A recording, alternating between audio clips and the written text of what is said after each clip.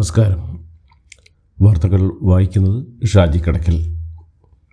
തിരഞ്ഞെടുപ്പ് കമ്മീഷനിലെ ജനങ്ങളുടെ വിശ്വാസം ശക്തിപ്പെടുത്തുന്നതാണ് ബീഹാറിലെ തിരഞ്ഞെടുപ്പ് വിജയമെന്ന് പ്രധാനമന്ത്രി നരേന്ദ്രമോദി. കഠിനാധ്വാനം ചെയ്താണ് ജനങ്ങളെ സന്തോഷിപ്പിക്കുകയും അവരുടെ ഹൃദയം കവരുകയും ചെയ്തതെന്നും അതുകൊണ്ടാണ് ഒരിക്കൽ കൂടി ബീഹാർ NDA സർക്കാരിനെ തിരഞ്ഞെടുത്തതെന്നും ബീഹാറിലെ ജനതയെ അവരുടെ ശക്തി പൂർണ്ണമായി കാണിച്ചുവെന്നും മോദി പറഞ്ഞു. ന്യൂഡൽഹിയിലെ പാർട്ടി ആസ്ഥാനത്ത് BJP പ്രവർത്തകരെയും അനുഭാവികളെയും അഭിസംബോധന ചെയ്ത് സംസാരിക്കുകയായിരുന്നു അദ്ദേഹം.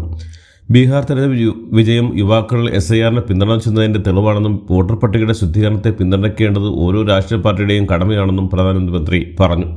ബീഹാറിന് പിന്നാലെ ബംഗാളിലെ ജിംഗിൾരാജ് ഭരണവും BJP പിടിതെറിയുമെന്നും ഗംഗ ബീഹാറിലൂടെ വഴി ബംഗാളിലെത്തുന്നതാണെന്നും ബംഗാളിലെ BJP വിജയത്തിന് ബീഹാർ വഴിയൊരുക്കിയിരിക്കുകയാണെന്നും മോദി കൂട്ടിച്ചേർത്തു. വാർത്തകൾ വിശദമായി. ബീഹാറിലെ തിരഞ്ഞെടുപ്പ് ഫലം ഞെട്ടിക്കുന്നതാണെന്ന് ലോക്സഭാ പ്രതിപക്ഷ നേതാവ് രാഹുൽ ഗാന്ധി. തുടക്കം മുതൽ നീതിപൂർവ്വമല്ല തിരഞ്ഞെടുപ്പായിരുന്നുവെന്നും വിജയിക്കുന്നതിൽ തങ്ങൾ പരാജയപ്പെട്ടുവെന്നും രാഹുൽ ഗാന്ധി എക്സിൽ കുറിച്ചു.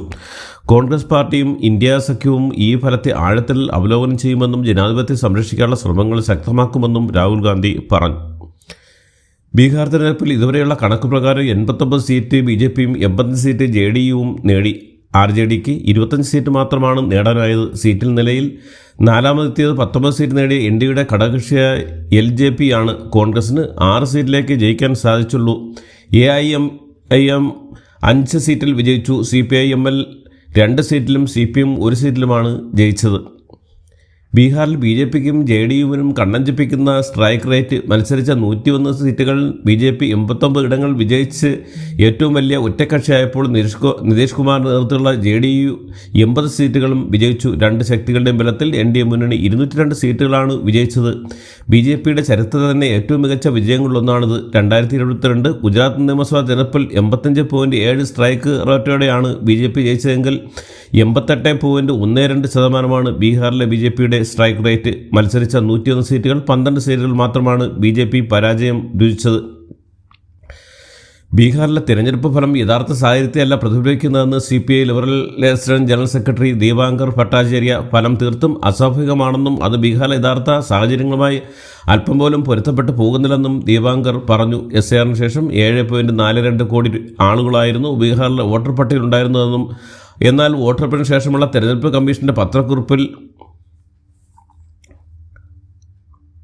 വോട്ട് രേഖപ്പെടുത്തിയെന്നാണെന്നും ഇതെങ്ങനെ സംഭവിച്ചുവെന്നും ഇക്കാര്യത്തിൽ വിശദീകരണം നൽകാൻ തെരഞ്ഞെടുപ്പ് കമ്മീഷൻ തയ്യാറാകുമോ എന്നും ദീപാങ്കർ ആരാഞ്ഞു.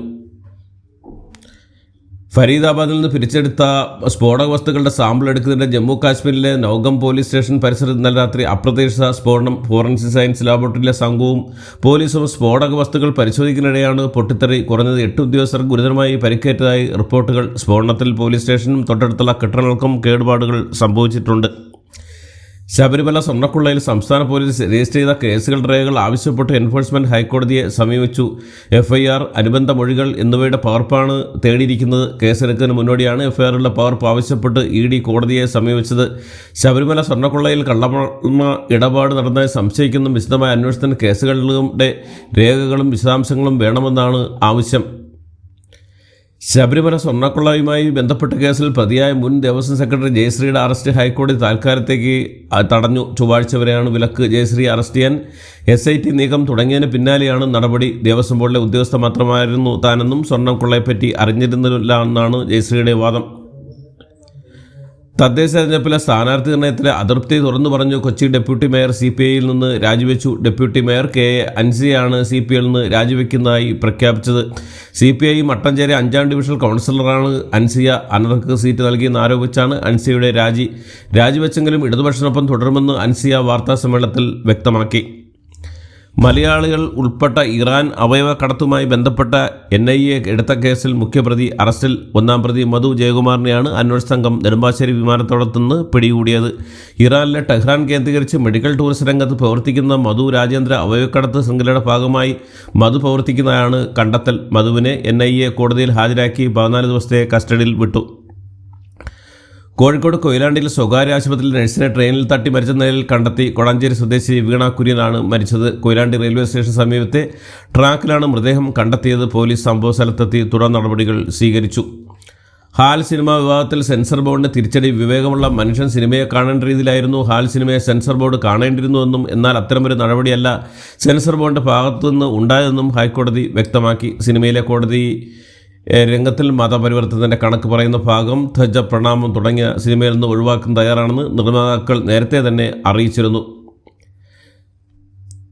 പ്രധാനമന്ത്രി നരേന്ദ്രമോദി നേതൃത്വത്തിൽ BJPയും NDAയും മുന്നോട്ട് വയ്ക്കുന്ന പ്രവർത്തന മികവിൻ്റെ രാഷ്ട്രീയ ജനങ്ങൾ നൽകിയ പിന്തുണയാണ് ബീഹാറിൽ കണ്ടതെന്ന് BJP സംസ്ഥാന അധ്യക്ഷൻ രാജീവ് ചന്ദ്രശേഖർ.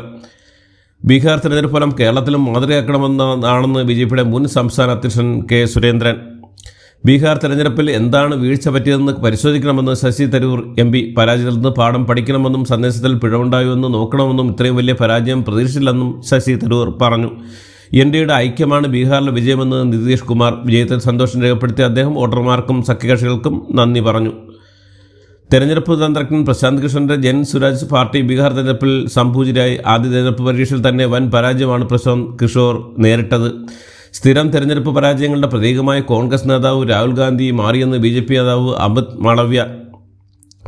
വൃക്ഷമാതാവ് എന്ന വിളിപ്പേരിൽ അറിയപ്പെടുന്ന പ്രമുഖ പരിസ്ഥിതി പ്രവർത്തക സാലു മരട തിമക്ക ബംഗളൂരിൽ അന്തരിച്ചു. 114 വയസ്സായിരുന്നു. വാർദ്ധക്യ സഹജമായ അസുഖങ്ങളെ തുടർന്ന് ചികിത്സയിലിരിക്കുകയായിരുന്നു അന്ത്യം.